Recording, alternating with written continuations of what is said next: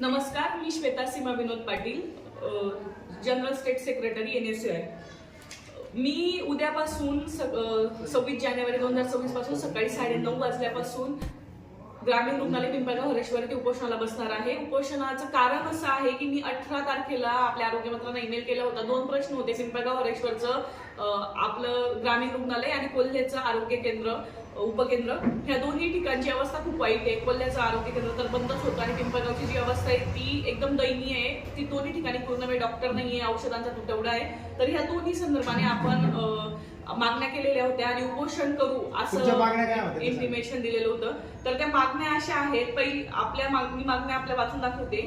पिंपळगाव हरेश्वर ग्रामीण रुग्णालयासाठी तात्काळ एक कायमस्वरूपी निवासी डॉक्टर नियुक्त करावे. पोस्टमार्टम त्वरित कार्यान्वित करावी.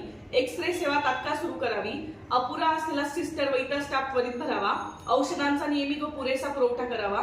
डॉक्टर व कर्मचाऱ्यांसाठी राहण्याच्या सुविधा तात्काळ उपलब्ध करून द्याव्यात.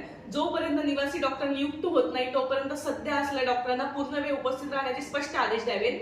कोल्हे गावातील आरोग्यवर्धिनी उपकेंद्र तात्काळ सुरू करावे. नुसते सुरू न करता आवश्यक मनुष्यबळ व सुविधा उपलब्ध करून द्याव्यात. ह्या मागण्यांसाठी मी आंदोलन करेल असा इशारा दिला होता आणि त्या मागण्या माझ्या पूर्ण झालेल्या नाहीयेत. म्हणून उद्या सकाळी 9:30 वाजल्यापासून पिंपळगाव हरेश्वर ग्रामीण रुग्णालयाच्या बाहेर मी उपोषणाला बसणार आहे आणि तुम्हाला सर्वांना आव्हान करते की ह्या आपल्या महत्वाच्या गोष्टीसाठी आणि आपल्या हक्कासाठी सर्वांनी एकत्रितपणे आपण लढा देऊया आणि हा प्रश्न तडीस नेऊया.